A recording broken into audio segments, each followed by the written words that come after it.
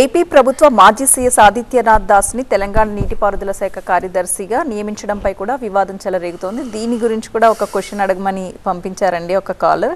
చంద్రబాబు డైరెక్షన్లో రేవంత్ రెడ్డి నడుస్తున్నాడంటూ బీఆర్ఎస్ నేతలు విమర్శలు చేస్తున్నారు. మీరేమంటారు? ఇప్పుడు చాలా మందికి తెలియంది ఏంటంటే తెలుగు రాష్ట్రాల్లో ఎక్స్పర్ట్స్ అంతా కూడా మ్యూచువల్ షేరింగ్ ఉంటుంది.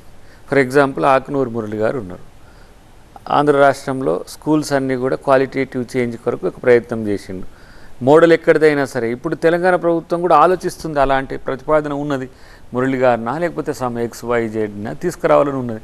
ఆఫీసర్స్ మన దగ్గర తెలుగు కళలు ఉన్న తర్వాత తెలుగు రాష్ట్రాల పట్ల కమిట్మెంట్ వాళ్ళకు ఉన్నప్పుడు పక్క రాష్ట్రాల నుంచి తీసుకురావాల్సిన అవసరం ఏంది? తెలుగు సోల్ తెలిసే వ్యక్తులు కదా వాళ్ళు.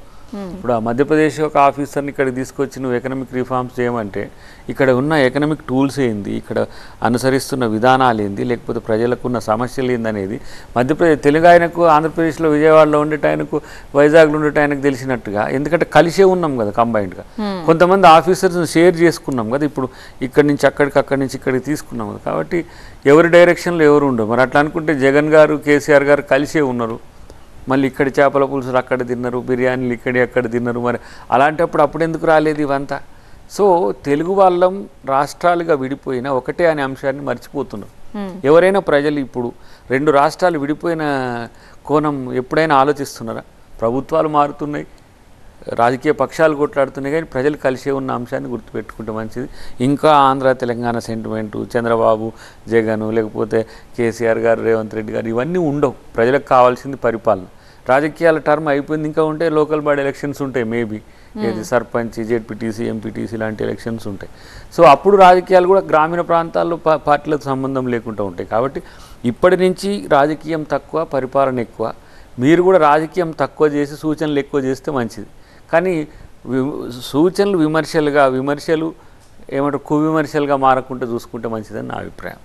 అండ్ న్యూయార్క్ నుంచి ఒకరు అడుగుతున్నారండి, సంపత్ గారు. ఎన్నికల ప్రచారంలో విభజన సమయంలో ఏపీలో కలిపిన 7 మండలాల్ని తిరిగి రాష్ట్రంలో కలిపేలా చేస్తామని రేవంత్ రెడ్డి గారు హామీ ఇచ్చి ఇప్పుడు పట్టించుకోవడం లేదంటూ విమర్శలు. ఇంకొక వైపు సెకండ్ క్వశ్చన్, 2014లో 7 మండలాల్ని ఆంధ్రాలో కలిపితేనే ప్రమాణ స్వీకారం చేస్తానని మోదీతో గట్టిగా చెప్పారని, అవి కలిపాకే సీఎంగా ప్రమాణ స్వీకారం చేశానని చంద్రబాబు ఇటీవల కూడా వ్యాఖ్యానించారు అంటూ 7 మండలాల్ని వెనక్కి తీసుకొచ్చే ప్రయత్నం ఏదైనా చేస్తున్నారా అని అడుగుతున్నారు. వాస్తవానికి ఉద్యమకాలంలో డిమాండ్ ఆ 7 మండలాలు కలుపుద్దని. చాలా సందర్భాలు బిల్ చేసే టైంలో మేము కూడా 123 విలేజెసే ముంపు గ్రామాలు మాత్రమే ఆంధ్రాకు వెళ్ళేటట్టుగా ఒక ప్రణాళిక తయారు చేసి ప్రభుత్వం ముందు పెట్టినాం. అప్పుడున్న ప్రభుత్వం, యూపీఏ ప్రభుత్వం, వాళ్ళు దాన్ని కన్సిడర్ చేసిండ్రు. కానీ టెక్నికల్గా కొన్ని సమస్యలు వచ్చి మండలాలు మార్పు ఇవన్నీ సమస్యలు అయినప్పుడు అప్పుడు వెంకయ్యనాయుడు గారు చాలా ఇనిషియేషన్ తీసుకొని ఆ 7 మండలాన్ని రాష్ట్రపతి గారితో అటు ప్రధానమంత్రి గారితో క్యాబినెట్ సమావేశానికంటే ముందే దాన్ని కలిపిండు. అప్పుడు అందరం తెలంగాణలో అందరం బంధులు నిరసనలు అన్నీ చెప్పిండు. కేసీఆర్ కూడా బంద్ చెప్పిండు. అది కాలేదు. కానీ ఇప్పుడు ఈ 7 మండలాల టాపిక్ అనేది టెరిటోరియల్ జ్యూరిస్డిక్షన్ మనం చేంజ్ చేయాలి. ఇలాంటప్పుడు మా చేతిలో ప్రభుత్వం లేదు. మేము డిమాండ్ చేయొచ్చు, కానీ డిసిషన్ తీసుకోవాల్సింది కేంద్ర క్యాబినెట్. సో ఆ పరిస్థితిలో ఉంటాయంటే చంద్రబాబు ఇప్పుడు వాళ్ళకి క్రూషియల్ అయిండు. మళ్ళీ కొత్త చక్రం తిప్పుకొని తిరిగే కాడికి వచ్చింది ఇప్పుడు అక్కడ. కాబట్టి చంద్రబాబు గారిని కాదని 7 మండలాలు తెలంగాణకి ఇవ్వడం అనేది సమస్య అయినా ప్రయత్నం చేస్తారు.